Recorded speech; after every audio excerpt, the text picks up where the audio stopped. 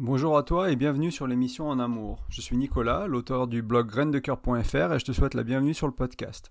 Aujourd'hui c'est l'épisode 40, on est début février 2022 et je l'ai intitulé Une bonne intention qui nuit à la communication de votre couple. J'ai essayé de faire avec l'intonation des guillemets sur le bonne intention parce que c'est quelque chose qui peut paraître au premier abord comme quelque chose de naturel, de quelque chose qu'on fait souvent et qui peut même, comme je disais, paraître comme une bonne intention et en fait ça crée de la distance, ça crée de l'éloignement au lieu de vous rapprocher avec votre partenaire, au lieu de te rapprocher avec ta partenaire. Et du coup c'est un point que je voulais aborder aujourd'hui, explorer un peu ça et un peu vous montrer ce que je voulais dire avec ce titre-là. Donc d'une manière générale, dans le podcast ou sur le blog, je partage avec toi plein de clés, des idées, des outils, ou même un état d'esprit qu'on peut cultiver, qui va t'aider à mieux communiquer, qui va t'aider à vivre à deux. Aujourd'hui, on va voir quelque chose qui semble presque négligeable, on va parler de quelque chose qui peut sembler très subtil. Et pourtant, pour moi, ça fait partie de quelque chose qui est fondamental dans le bien communiquer à deux. Donc créer la cohésion, donc créer l'accueil, donc créer la bienveillance, donc créer une connexion émotionnelle, une connexion intime émotionnelle. C'est vraiment primordial en fait. Et souvent, c'est des choses qu'on considère même pas parce qu'elles semblent trop petites ou pas importantes. Et pour moi, de mon expérience à moi, de ce que j'ai vu aussi dans ma vie et autour de moi, c'est la différence entre être rejeté ou rejeter l'autre et accueillir l'autre. Donc c'est quelque chose qui est beaucoup plus important que ça en a l'air. Et c'est pour ça que je voulais mettre ce cadre un peu avant de commencer et d'expliquer, c'est pour vraiment attirer ton attention sur le fait que ça va peut-être te paraître quelque chose comme, tu vas peut-être te dire ouais non mais ça on s'en fout, c'est pas important, tu vas peut-être même vouloir le rejeter entre guillemets, te dire je comprends pas pourquoi il amène ça, alors que si vraiment tu comprends mes propos, si vraiment j'arrive à bien te les expliquer, tu vas te rendre compte qu'il y a un monde de subtilité dans la communication et dans la vie à deux, qui est un jeu très intéressant, moi je trouve, à jouer, entre guillemets. On peut prendre ça comme un jeu, pas comme une prise de tête. Il y a certaines personnes qui vont prendre ça comme une prise de tête. Bien communiquer, pour eux, c'est chiant, c'est compliqué, parce qu'ils n'ont pas les outils, parce qu'ils ne comprennent pas les nuances. Et une fois qu'on commence à comprendre les nuances, une fois qu'on commence à parler cette langue de la subtilité dans la communication, c'est quelque chose qui devient très intéressant, très agréable, en fait. Et surtout quand on voit l'impact que ça a sur la relation. Et encore une fois, l'impact, c'est l'intimité, en termes de connexion émotionnelle avec l'autre. En fait, c'est le sentiment de proximité, de complicité, d'être entendu, d'être accueilli, de cultiver la bienveillance dans sa relation. Je pense que comme beaucoup de gens, c'est ce que tu veux dans ta relation. Et ça se fera pas tout seul. C'est des choses qu'il faut apprendre à créer. Si tu as eu la chance d'avoir des parents, d'avoir une éducation qui a fait que tu es fort à ça, tant mieux pour toi. Tu as peut-être moins besoin du podcast que les autres, mais la majorité d'entre nous, malheureusement, c'est pas le cas, on a dû apprendre. Et les chances sont que tu as à apprendre, que ta partenaire a à apprendre, comme j'ai dû apprendre et comme j'ai encore à apprendre là-dessus. Donc la différence entre rejeter l'autre ou accueillir l'autre, c'est aussi la différence entre s'éloigner et se rapprocher. C'est aussi la différence entre déconstruire une relation ou la construire. C'est aussi la différence sur le long terme entre ne plus être amoureux, se dire c'était le sujet de la semaine dernière, je suis plus amoureux, que faire? C'est perdre ce sentiment d'amour, cette connexion à l'autre, ou alors rester en amour plus longtemps, voire pendant très longtemps, et se sentir amoureux, se sentir vraiment, moi j'aime cette idée d'être en amour, c'est pour ça que j'ai appelé l'émission, le podcast ainsi, c'est vraiment ce sentiment de sentir qu'on est dans la relation, qu'on a des sentiments pour l'autre, et que ce sentiment il est vivant.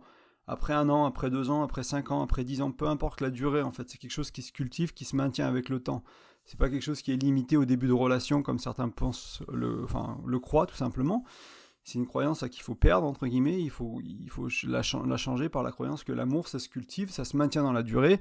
Et si vous cherchez des exemples de couples qui après 50 ans vivent heureux ensemble, s'aiment et ont ce feu de l'amour qui est présent, eh bien il y en a, ça existe. Donc voilà, c'est ces gens-là qu'on cherche à émuler, c'est ces gens-là qu'on cherche à comprendre, c'est ces relations-là qu'on cherche à analyser et puis à apprendre d'elles, et derrière à avancer pour implémenter ça dans notre couple à nous. Donc comme on vient de le dire, une bonne intention, ça fait pas tout en fait. On peut partir d'une bonne intention et avoir des résultats qui sont pas terribles dans sa relation parce qu'on a simplement, c'est une mauvaise habitude. Parfois nos bonnes intentions sont simplement des mauvaises habitudes. Et dans ce cas-là, c'est exactement ce qu'on va voir aujourd'hui. Et en fait, moi, ce que je trouve beaucoup, c'est que dans la communication et les croyances autour du couple, c'est très souvent le cas. Il y a beaucoup d'outils, de manières de faire, de manières de penser, de manières de dire les choses qui sont une bonne intention, qui sont des choses, on va dire, sociétales. On a appris ça un peu en vivant en société. C'est un peu des habitudes, des automatismes qu'on a. Et vous allez voir, vous allez comprendre un peu plus. Je vais être très précis dans pas longtemps. Vous allez comprendre exactement de quoi je parle.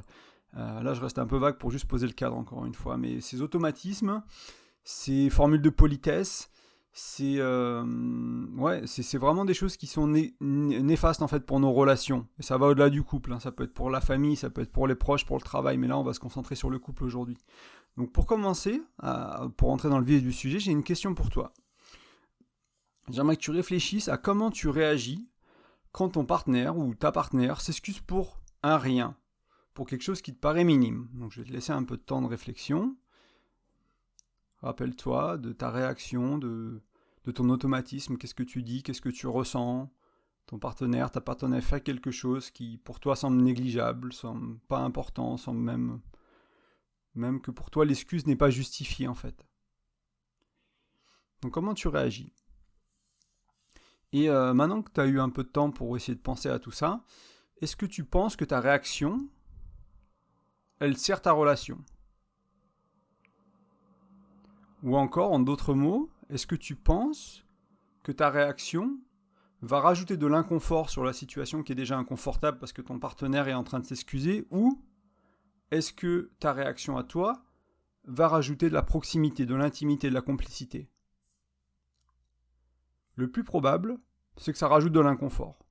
C'est que ton partenaire, ta partenaire a fait quelque chose pour laquelle il ou elle se sentait mal. Pour toi, tu t'en fous, c'est pas important. Lui ou elle s'excuse. Et toi, parce que t'es pas à l'aise avec les excuses, tu vas rajouter quelque chose. Tu vas rajouter ton inconfort à toi. On va voir dans une seconde à quoi ça pourrait ressembler. Mais voilà, donc en fait, on a du mal à accueillir l'excuse de l'autre quand elle nous semble inutile, cette excuse, quand elle nous semble infondée. Et c'est de ça qu'on va parler aujourd'hui. Donc par exemple, si ma partenaire vient vers moi, je sais pas, elle me bouscule dans la cuisine, elle n'a pas fait exprès, on est en train de cuisiner, etc. Elle s'excuse, pour moi c'était absolument rien, je comprends pas pourquoi elle s'excuse, enfin voilà, j'aurais pu lui dire ce n'est rien, ne t'excuse donc pas. Donc je répète, ce n'est rien, ne t'excuse donc pas.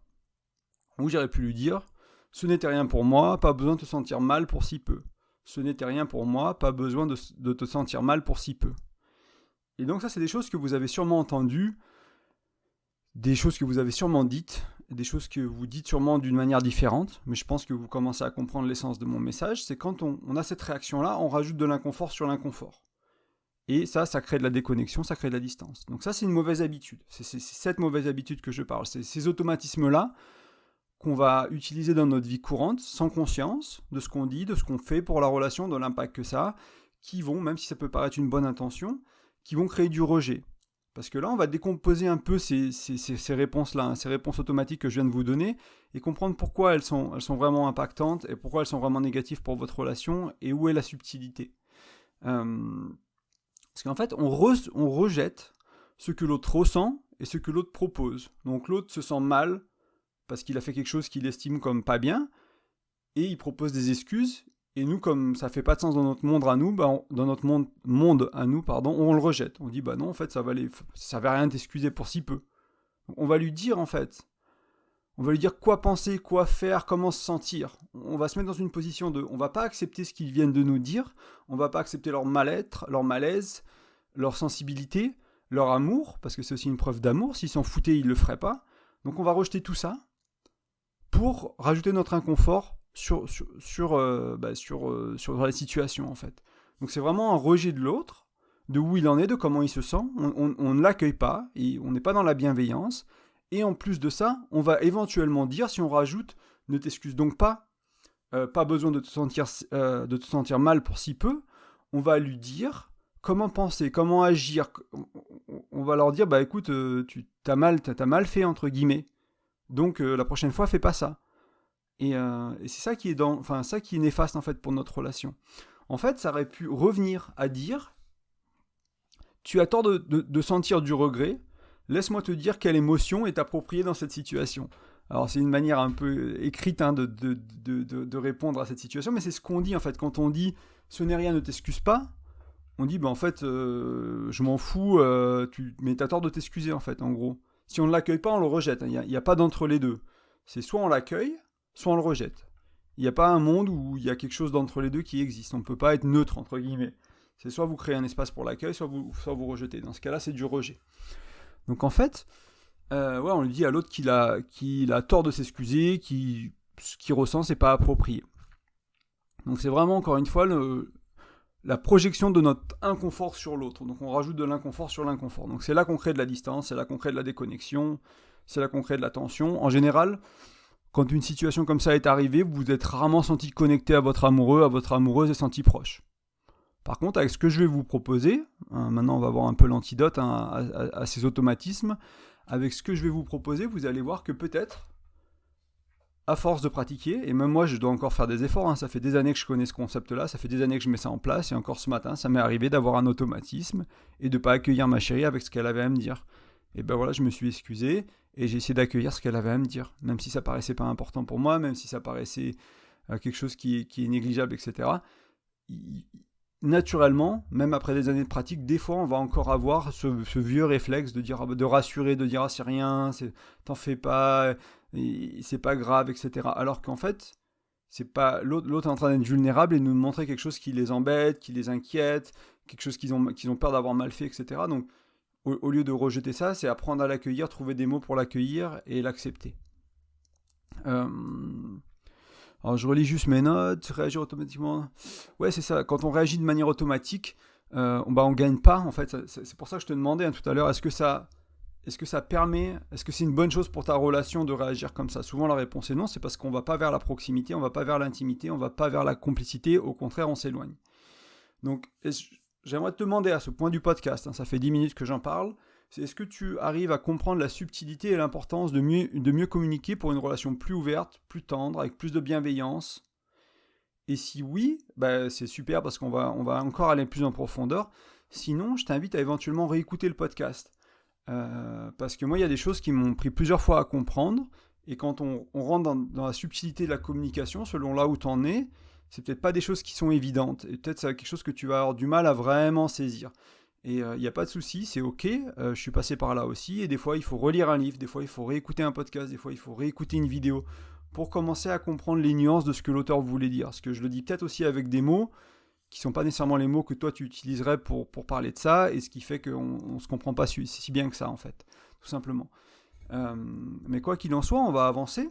Mais n'hésite pas s'il y a besoin à réécouter, à le faire écouter à ton partenaire, à ta partenaire, à tes amis. Partage ce podcast aux gens qui tu penses ça peut être utile de comprendre les nuances de la communication pour cultiver la bienveillance, pour cultiver l'accueil de l'autre. C'est vraiment ça qui est important dans le message d'aujourd'hui. C'est on cherche à détruire, entre guillemets, à changer une mauvaise habitude qui est une bonne intention, qui peut paraître une bonne intention, par quelque chose de mieux qui va nous aider à cultiver l'accueil et la bienveillance. Donc la solution, elle est assez simple sur le papier. On va voir en pratique, c'est pas toujours si évident à mettre en place, mais sur le papier, la solution, c'est prenez un instant pour valider de manière honnête et tendre le sentiment de votre partenaire. Donc c'est ça que je vous propose aujourd'hui. Donc là, on a quelqu'un qui vient vers nous, qui nous dit par exemple, je suis désolé mon cœur, j'ai fait ci, j'ai fait ça. Et notre réaction naturelle, ça va être, oh c'est rien, t'en fais pas, blablabla. Et là, on va essayer de comprendre comment dire, on va essayer d'apprendre à dire autre chose en fait, et d'accueillir l'autre. Donc je vais vous prendre 2 exemples que j'ai écrits un peu à l'avance, c'est un peu des scripts pour vous montrer une manière de faire. Donc là, il y a, je vais repartir d'ailleurs sur cet exemple-là, sur la compagne, sur la chérie qui a bousculé son compagnon dans la cuisine par exemple, sans faire attention, ils se sont tapés un peu les fesses, ou voilà, je sais pas, il y a quelque chose qui a été renversé, et là la fille s'exprime en disant « Pardon chérie, je n'avais pas vu que tu étais là ». Et là, c'est la réponse de l'homme, donc qui va accueillir, on va dire, ou ça peut être une autre femme, peu importe, on s'en fout des rôles. J'ai pris homme-femme, et puis après, je crois que j'ai fait femme-homme pour inverser, mais c'est pas important. Là, l'homme qui répond, mon cœur, j'apprécie ton attention et ta bienveillance. C'est touchant de voir à quel point tu prends soin de moi. Sache que pour moi, ce n'était rien. Et on va décomposer un peu ce message-là plus tard. On va expliquer ce qui est important dans ce message-là. Mais mon cœur, j'apprécie ton attention et ta bienveillance. C'est touchant de voir à quel point tu prends soin de moi. Sache que pour moi, ce n'était rien.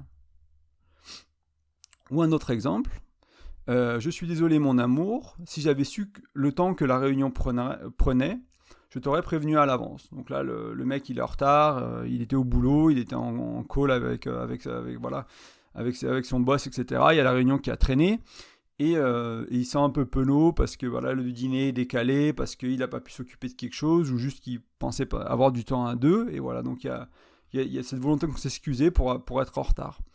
Et là, la fille qui répond, ou encore une fois le gars, peu importe, tu es mignon mon cœur, je suis touché que tu penses autant à moi, et je me sens importante à tes yeux.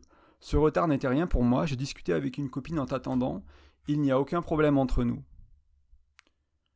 Je vais le répéter, tu es mignon mon cœur, je suis touché que tu penses autant à moi, et je me sens importante à tes yeux, ce retard n'était rien pour moi, j'ai discuté avec une copine en t'attendant, il n'y a pas de problème entre nous. Donc là, il y a plusieurs clés à comprendre. J'en ai déjà parlé, peut-être que ça vous semble clair avec les exemples, mais c'est l'accueil de l'autre. On va accueillir ce que l'autre a à nous dire, et en plus de ça, on va l'accepter. Et si on en est capable sur le moment, si on a cette conscience-là, on va même essayer de trouver de la gratitude pour cette excuse, pour cette réponse, pour ce message de l'autre. C'est-à-dire que l'autre vient en disant « je suis désolé, je suis en retard ». Ça veut peut-être dire j'avais envie de passer cette heure avec toi, j'avais envie qu'on mange ensemble, c'est important pour moi. Il y a beaucoup plus qui vient avec le message que ce qui est dit par notre partenaire en fait. Donc se rendre compte de ça et dire voilà, ok, en fait il est en retard au boulot, il est en train de s'excuser parce que c'était important pour lui de passer du temps avec moi. Ok, je peux avoir de la gratitude pour ça. Donc je peux le remercier, je peux dire qu'il est mignon pour ça, je peux être touché de me rendre compte que mon chéri voulait passer du temps avec moi. Ou ma chérie, peu importe. Et je peux même me sentir important aux yeux de mon partenaire. Parce qu'ils avaient envie de passer du temps avec moi. Et c'est là où on commence à rajouter de la conscience. On n'est pas dans la communication automatique où on réfléchit pas à ce qui se passe, on fait pas attention à ce qui se passe, on fait pas attention à ce que l'autre dit, on fait pas attention à ce que ça veut dire, on fait pas attention à qui est notre partenaire et comment il communique. Parce qu'au fil du temps, vous allez apprendre ces choses-là, vous allez comprendre qu'est-ce que l'autre veut dire vraiment quand il exprime ce genre de choses, qu'est-ce qu'il y a derrière. Peut-être que oui, vous savez, là dans l'exemple, peut-être que ça ne vous parle pas parce que vous passez un repas à deux, c'est pas important, mais si vous êtes dans une relation où passer le repas du midi, c'est important, et que c'est le contexte de cette deuxième phrase, et que l'homme ou la femme s'excuse d'être en retard à cause d'une réunion parce que le repas est raté, vous savez qu'il y a quelque chose qui a été manqué, entre guillemets, pour la relation. C'est ce moment important qui devait être là, qui est une routine, qui est quelque chose de bon pour la relation. Il a été raté à cause d'une relation qui a traîné. Donc l'homme peut vraiment se sentir, ou la femme, encore une fois, peut vraiment se sentir gêné, embêté, embarrassé de ça. La personne vient avec un bagage émotionnel, elle vient un peu vulnérable aussi en disant je suis vraiment désolé, ça m'embête vraiment, je voulais vraiment passer ce repas avec toi. Et donc là, on peut dire juste, ce n'était rien, c'est pas grave, on fera le repas demain ensemble, et s'en foutre, entre guillemets, et en même temps le rejeter.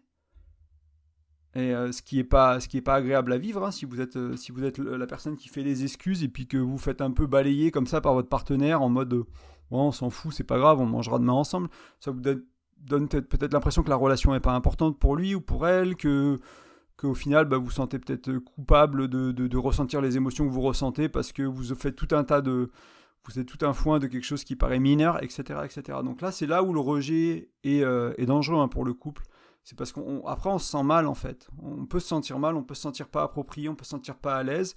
Et c'est un peu ce que notre partenaire voulait qu'on ressente en fait. Encore une fois, c'est pas parce qu'il voulait vraiment consciemment qu'on ressente ça, mais avec son manque de conscience sur les nuances en termes de communication, c'est ce qu'il a proposé. C'est la personne qui dit ce n'est rien, moi je m'en fous, c'est pas grave pour moi.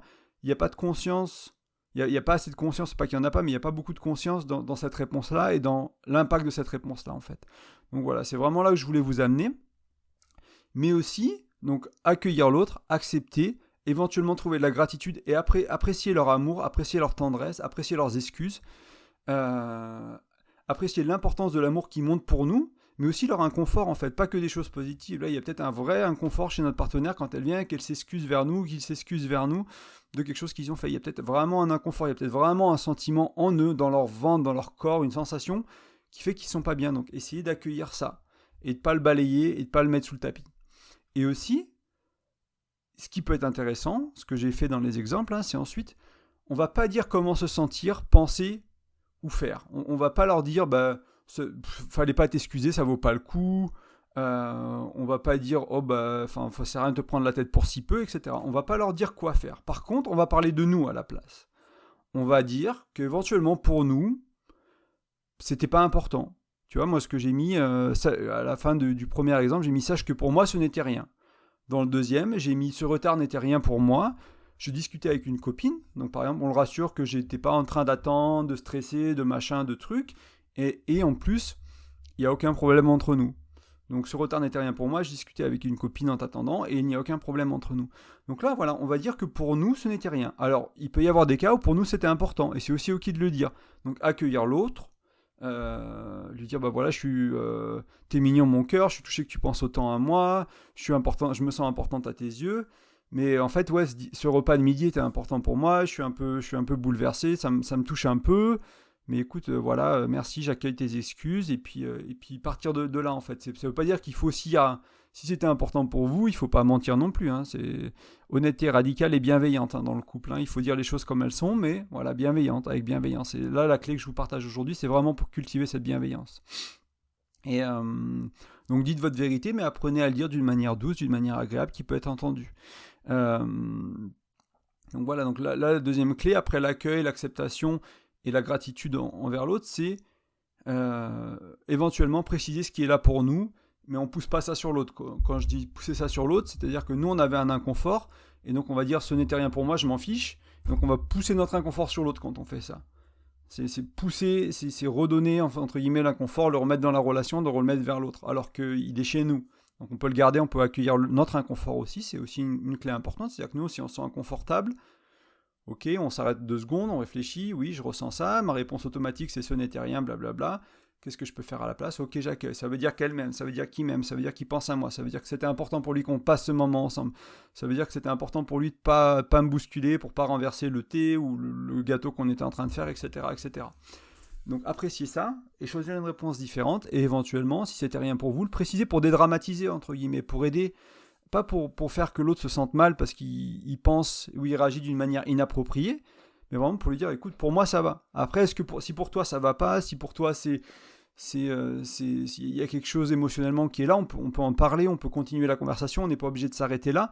Là, je vous donne juste un exemple de la réaction à chaud. C'est possible que derrière, il faille débriefer, il faille prendre un peu plus de temps pour accueillir comment l'autre se sent. Peut-être qu'il vous a brûlé avec... moi, je sais qu'il y a quelques semaines, j'ai renversé du thé sur ma chérie et ça l'a brûlé, quoi. Enfin, à travers les vêtements, alors pas beaucoup, mais et je me sentais vraiment, vraiment désolé. Et c'est quelque chose qu'on a pris le temps de discuter derrière, on a pris le temps de débriefer et entre guillemets, de prendre soin de ce qui est là, de l'inquiétude qui est là, des réactions qu'on a eues sur le coup, etc. Et ça se fait pas en 2 phrases, ça peut prendre un peu plus de temps. Si c'était quelque chose de plus grave, entre guillemets, il faudra peut-être plus de temps. Si c'était quelque chose de plus minime, il faudra moins de temps. Et peut-être que ça suffira juste de dire ce que j'ai couvert aujourd'hui dans le podcast, de juste vous excuser, enfin d'accepter, d'accueillir l'excuse, éventuellement d'avoir la conscience de trouver de la gratitude dans ce qui est là, et puis après simplement de préciser que c'était pas important pour nous ou que c'était important pour nous, peu importe. Et donc voilà, je voulais voir un peu avec toi, si tu peux me le laisser en commentaire, est-ce que ça te paraît important? Est-ce que tu comprends l'importance d'accumuler en fait les outils autour de la communication, autour de la bienveillance, qui vont faire que petit à petit tu vas changer des choses comme ça dans ton couple, tu vas changer cette réaction-là, puis après tu vas te rendre compte que cette prise de conscience de ce que tu dis dans cette situation-là, ça va te faire ça va te faire prendre conscience d'autres choses que tu dis de manière un peu automatique, que tu fais de manière automatique dans ta relation. Et petit à petit, en fait, en gagnant en conscience, on va éclairer un peu sa relation, on va mettre le jour sur des choses, sur des schémas qui sont un peu dysfonctionnels ou qui ne servent pas le couple, qui ne servent pas à la proximité, qui ne servent pas à l'intimité, qui ne servent pas à la complicité. Et du coup, on va pouvoir un peu amener quelque chose d'autre. Et donc, trouver des solutions vous-même, vous instruire trouver des solutions sur un blog, sur un podcast, comme vous faites en venant ici, dans des livres sur la psychologie, sur le couple, sur la spiritualité, etc., etc. Quelles que soient vos inclinaisons, quelles que soient vos croyances, quelles que soient vos inspirations, entre guillemets. Et donc, j'aimerais conclure un peu, donc maintenant qu'on a fait le point un peu sur ça et qu'on a couvert les clés importantes, il faut comprendre que oui, la communication, c'est vraiment une question de nuance, souvent. Souvent, c'est vraiment des petites choses comme ça qu'on accumule et au fil des années, qui se pratiquent. Hein, c'est un exercice à faire où la première fois, vous n'allez pas réussir. Moi, j'ai pas réussi d'un coup, et comme je vous dis, encore même ce matin, je me suis rendu compte que j'ai une réponse automatique. Donc, c'est des choses qui se font petit à petit, puis c'est des petites nuances. Mais c'est avoir conscience des nuances, se rendre compte quand on crée quelque chose qui va éloigner ou qui rapproche, qui rajoute de la complicité ou qu'on retire, etc., etc. Voilà, donc c'est vraiment pour passer d'un mode plus conscient, on est un peu en automatique avant, et rajouter un peu de la conscience. Et en fait, vous allez voir, qu'en cumulant ces outils de communication, vous allez ouvrir des portes vers plus de proximité, d'intimité, vers plus de subtil dans la communication, dans l'intention aussi, parce que là, on peut dire que le dire ce n'est rien, t'en fais pas. Voilà, la réponse automatique, on peut considérer que c'est une bonne intention, entre guillemets, parce qu'on veut rassurer l'autre, mais j'ai vraiment un article dédié sur le podcast sur du fait que ce soit néfaste de vouloir rassurer l'autre tout le temps, en fait. Parce que c'est pareil, quand on rassure l'autre, de manière automatique, on n'est pas dans l'accueil, on rejette comment l'autre se ressent. Et c'est exactement ce qu'on voit un peu aujourd'hui d'un autre angle, d'une manière un peu différente, c'est d'apprendre à ne pas rejeter l'autre, c'est d'apprendre à accueillir l'inconfort, accueillir notre inconfort et aller au-delà à deux, et transcender ça à deux en couple. Donc voilà, donc grâce à ça, vous allez ouvrir des nouvelles portes et vous allez voir que ça va nourrir votre relation, que ça va créer une intimité, une proximité, moi je trouve une complicité qui est immense, et c'est un univers entier à découvrir en fait, et puis à vivre, à ressentir dans le corps, à ressentir voilà, cette connexion profonde qui est là avec l'autre et qui reste avec le temps, avec les années en fait, quelque chose qui ne se perd pas. Ça ne veut pas dire que votre relation elle durera jusqu'à la nuit des temps, que vous aurez un partenaire toute votre vie. Il y a peut-être d'autres choses qui feront que vous êtes plus compatibles, vous voulez plus être ensemble, mais par contre tout du long, vous allez avoir cette qualité-là de relation, cette qualité-là de complicité, cette qualité-là d'intimité.